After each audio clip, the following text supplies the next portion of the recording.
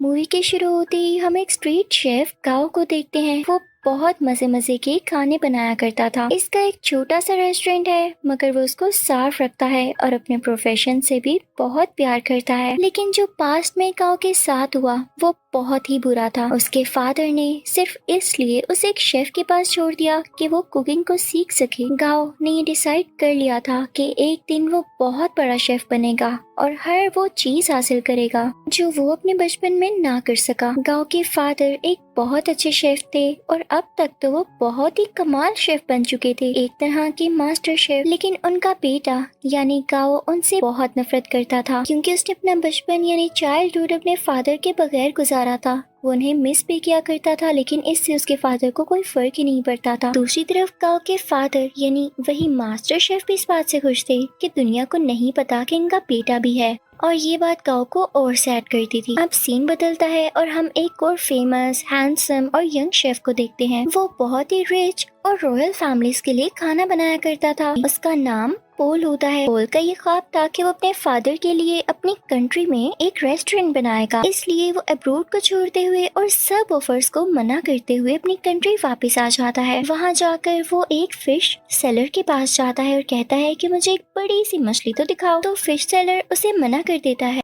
अब जैसे ही गाओ उसके पास बड़ी सी मछली लेने आता है तो वो आदमी उसे मछली दे देता है। ये देखकर पोल को बहुत गुस्सा आता है और वो गाओ को गुस्से से देखता है, जैसे वो उससे जेलस हो कि भाई इसने उसको मछली क्यों दे दी। फिश सेलर जब इन दोनों को गुस्से में देखता है तो वो मछली के 2 टुकड़े कर देता है ताकि इनमें लड़ाई ना हो। लेकिन वो दोनों फिर भी एक दूसरे को गुस्से से घूरते रहते हैं। अब हम पोल के शानदार और बहुत ही प्यारे रेस्टोरेंट को देखते हैं जिसकी आज ओपनिंग होती है। वो बहुत नीट एंड क्लीन एडवांस तरीके से बनाया गया और बहुत ही खुला रेस्टोरेंट होता है। उसको बहुत अच्छे तरीके से डेकोरेट किया होता है। पोल ने जो नया रेस्टोरेंट खोला था वो गाओ के रेस्टोरेंट के बिल्कुल सामने था, जिसे देखकर गाओ के दोस्त घबरा जाते हैं, क्योंकि ये नया रेस्टोरेंट इन कस्टमर्स का सारा इंटरेस्ट अपनी तरफ करने वाला था और इन सब लोगों को इनसे छीनने वाला था। और जिस बात का डर था वही होता है। सब लोग नए रेस्टोरेंट का टेस्ट चेक करने के लिए उसमें चले जाते हैं। तो गांव के दोस्त गांव को सपोर्ट करने के लिए डिस्काउंट ऑफर की अनाउंसमेंट करते हैं,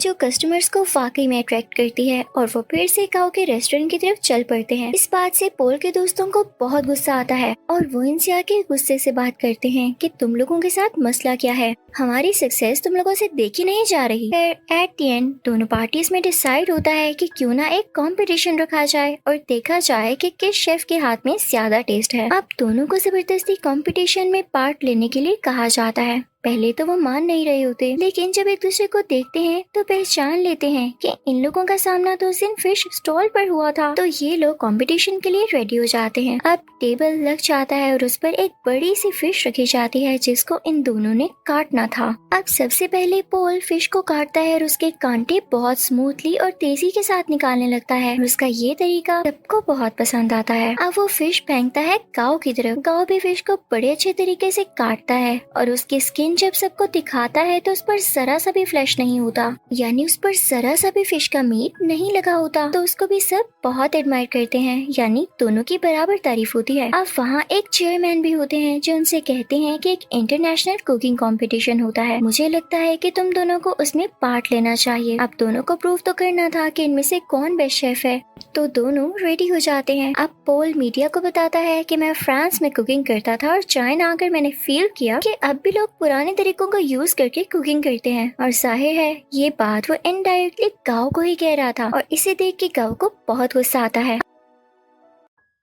अब वहाँ सबको पता चलता है कि पहले इनका आपस में कंपटीशन होगा। अगर ये लोग उसे जीत जाते हैं तब ये लोग फाइनल तक पहुँच सकेंगे और साथ ही साथ बहुत ही बड़े मास्टर शेफ से मिलने का भी चांस मिलेगा। और ये मास्टर शेफ कोई और नहीं बल्कि गाओ के ही फादर थे। उधर गाओ के रेस्टोरेंट में पोल की दोस्त आती है और गाओ और उसकी दोस्त को रेस्टोरेंट आने का कहती है कि आज का खाना आप हमारी तरफ खाएं। अब वो दोनों यानी गाओ और उसकी दोस्त पोल के रेस्टोरेंट तो जाते हैं, लेकिन उनको खाना पोल नहीं बल्कि पोल की वही दोस्त करती है। देखने में वो खाना तो फ्राइड एग और एक प्लांट पोट की तरह लग रहा था, लेकिन उसका टेस्ट एकदम अलग था। तो ये देख के वो सोचता है कि वाकई पोल की कुकिंग बहुत एडवांस है। तो वो सीधा किचन में जाता है और उसको गुस्से से कहता है, पोल अपना खाना अच्छा दिखाकर क्या साबित करना चाहते हो? कि तुम बहुत अच्छे कुक हो। तो पोल चुप रहता है और उससे मीट पकाने का कहता है कि चलो देखते हैं कौन ज्यादा अच्छा मीट पका सकता है। गाओ चैलेंज एक्सेप्ट करता है। अब गाओ बहुत ही अच्छे तरीके से वो मीट पकाता है। वो बहुत डिलीशियस लग रहा होता है।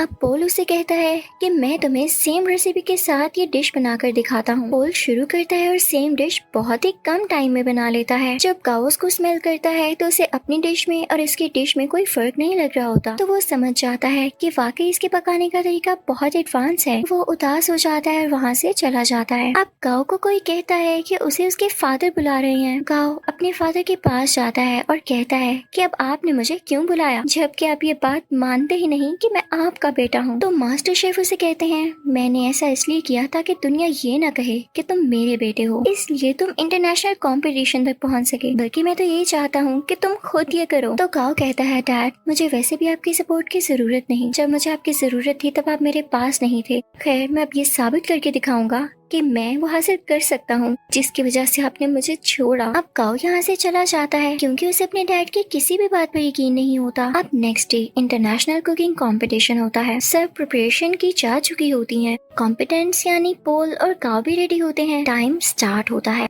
पोल की कोई स्वीट डिश होती है और गाओ की चिकन डिश। दोनों बहुत मेहनत से अपनी डिशेस तैयार करते हैं। पोल तो टाइम से पहले ही अपनी डिश तैयार कर लेता है, लेकिन उसके बाद गाओ की भी शानदार डिश रेडी हो जाती है। उसने भी टाइम पर अपना दिया गया टास्क पूरा कर लिया था। जजेस और ऑडियंस बहुत इम्प्रेस होते हैं और अब उनकी डिशेस को टेस्ट किया जाता है और दोनों के सेम पॉइंट्स आते हैं क्योंकि जज को उनके खाने में इतना ज्यादा डिफरेंस नहीं लग रहा था, यानी दोनों की डिशेस बहुत मजे की थी। तभी स्टेज पर एक जज आता है और इस कंफ्यूजन को क्लियर करने के लिए कहता है कि नो डाउट दोनों की डिशेस की टेस्ट बहुत आला थे, लेकिन मुझे टाइम मैनेजमेंट पॉल की ज्यादा पसंद आई, इसलिए ये कंपटीशन पॉल ने अपने नाम कर लिया है। पॉल यहाँ पर बहुत ज्यादा खुश हो जाता है। गाओ क्योंकि कंपटीशन हार चुका होता है तो वो बहुत ज्यादा उदास होने की वजह से अपने घर भी नहीं जाता और वीडियो गेम्स खेलने के लिए चल पड़ता है। वो कई दिन तक अपना टाइम यूं ही स्पेंड करता रहता है और एक दिन उसके पास वही शेफ आते हैं जिनके पास उसने अपना बचपन गुजारा और उसी के पास गाओ के डैड उसे छोड़ कर गए थे। वो उसे समझाते हैं कि गाओ देखो, हार जीत तो इंसान की जिंदगी का हिस्सा होती है ना।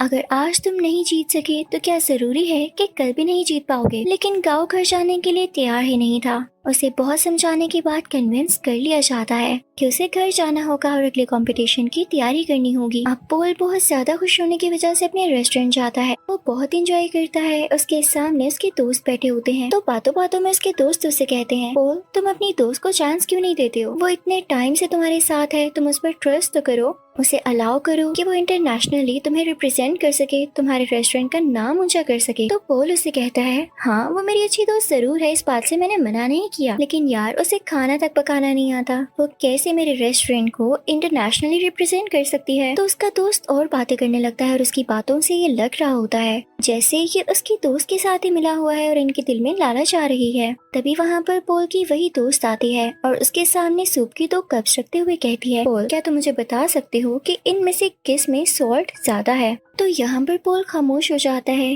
क्योंकि उसमें टेस्ट करने की एबिलिटी ही नहीं होती, उसके टेस्ट बर्ड्स ऐसा कर ही नहीं सकते थे और ये नेचुरली था। तो इस बात की वजह से पोल को बहुत दुख होता है कि उसकी अपनी दोस्त ने उसके बाकी दोस्तों के साथ मिलकर उसे चीट किया और धोखा दिया। तो अब उसकी दोस्त कहती है क्या हुआ पोल, तुम समझते थे कि मैं तुमसे प्यार करती हूँ। ये तुम्हारी गलत फहमी थी, आजकल ऐसा कहाँ होता है। मैंने तो तुमसे दोस्ती सिर्फ इसीलिए की थी ताकि तुम्हें यूज करके इंटरनेशनल कंपटीशन में जा सकूं। वैसे जाना तो मेरे लिए पॉसिबल नहीं था, लेकिन आज तक जो मैंने तुम्हारा राज रखा उसके बदले में तुमने मुझे क्या दिया। क्या तुम मुझे एक ऑफर नहीं कर सके। लेकिन अब नहीं, अब मैं खामोश नहीं रहूंगी क्योंकि मैं भी इस कंपटीशन में जा सकती हूँ।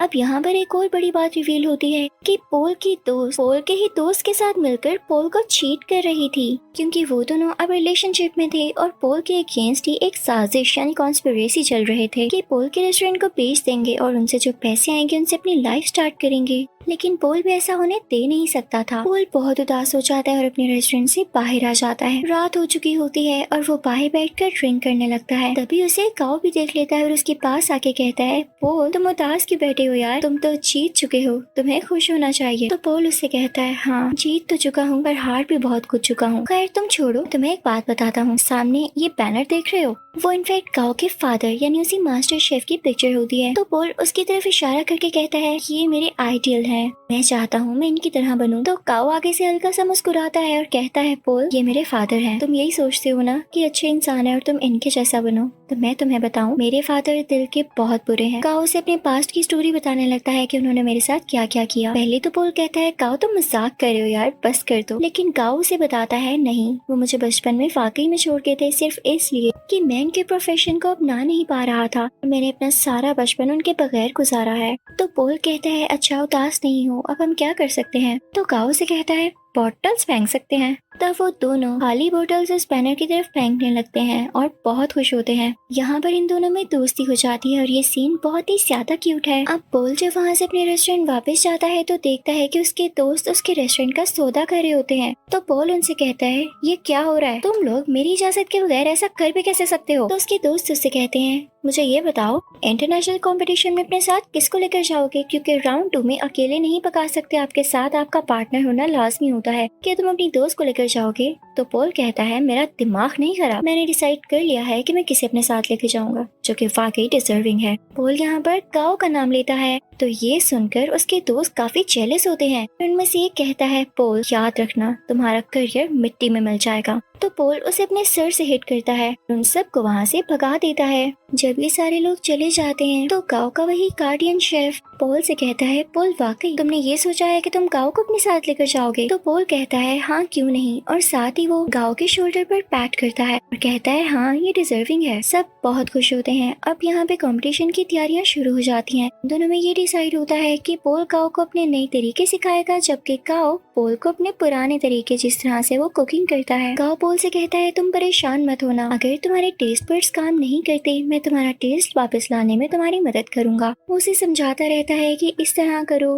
पोल भी उसे नए नए तरीके बताता रहता है और यहाँ पर इन दोनों का काफी अच्छा टाइम स्पेंड हो जाता है। ये रोज खाना बनाने की प्रैक्टिस करते, साथ साथ डांस करते, सिंगिंग करते और बातें करते। और अब यहाँ इन दोनों की दोस्ती और भी गहरी हो चुकी थी। अब वो दिन भी आ जाता है जब इंटरनेशनल कंपटीशन का राउंड 2 होता है। ये दोनों अपनी डिश बहुत अच्छे तरीके से बनाने लगते हैं और कम ही टाइम में बहुत अच्छी स्वीट डिश तैयार कर लेते हैं, जो कि जजेस को इतनी ज्यादा पसंद आती है कि वो कहते हैं हमने आज तक ऐसी डिश नहीं खाई। और ये राउंड ये दोनों विन कर लेते हैं और सही कहा जाता है कि यूनिटी इज स्ट्रेंथ। अब इसके बाद शुरू होना होता है थर्ड राउंड, जो कि कुछ दिन बाद था। और ये कंपटीशन इनका उसी मास्टर शेफ यानी गाओ के फादर के साथ था। तो यहाँ पर पोल गाओ से कहता है मुझे लगता है कि तुम इस कंपटीशन को जीत सकते हो, तो तुम चले जाना। तो गाओ पोल से कहता है तुम बहुत अच्छे शेफ हो, तुम्हें तो एडवांस तरीके भी पता है और तुम मेरे से भी ज्यादा अच्छा कर सकते हो। तो पोल कहता है नहीं ऐसी बात नहीं, देखो मैंने अपने फादर का ड्रीम पूरा किया अपना रेस्टोरेंट बनाकर, तो तुम अपने फादर का ड्रीम पूरा करो ना। वो तुम्हें एक बहुत अच्छा शेफ देखना चाहते थे, तो तुम उनके सामने जाकर कुकिंग करो और उन्हें प्रूव कर दो कि तुम बहुत अच्छे शेफ बन सकते हो। तो गाओ मान जाता है और पोल का शुक्रिया अदा करता है। अब थर्ड और फाइनल राउंड स्टार्ट हो चुका होता है।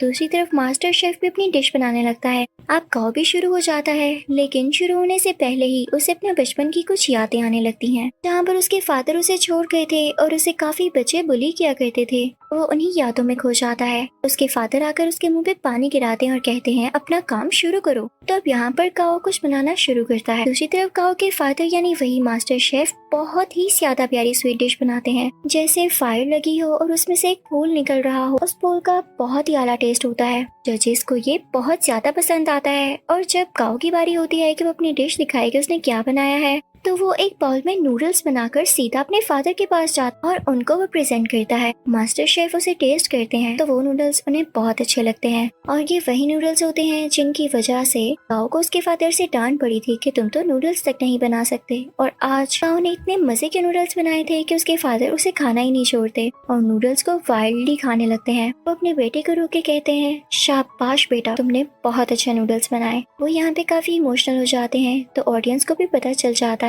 कि एक तो इनका सरनेम सेम है और इन लोगों का बिहेवियर देख के भी यही लग रहा है कि ये बेटा और बाप हैं। यहाँ पर गाओ का ख्वाब भी पूरा हो चुका था और उनके फादर का भी। अब उधर हम रेस्टोरेंट में देखते हैं कि पोल और गाओ अब साथ काम करते हैं और उनकी ऑडियंस पहले से कई ज्यादा है, यानी उनके पास और भी ज्यादा कस्टमर्स आते हैं। लोग उनका खाना बहुत ज्यादा पसंद करते हैं और इनके रेस्टोरेंट में अब रौनक ही रौनक हो जाती है। इसी के साथ ये मूवी यहीं पर एंड होती है।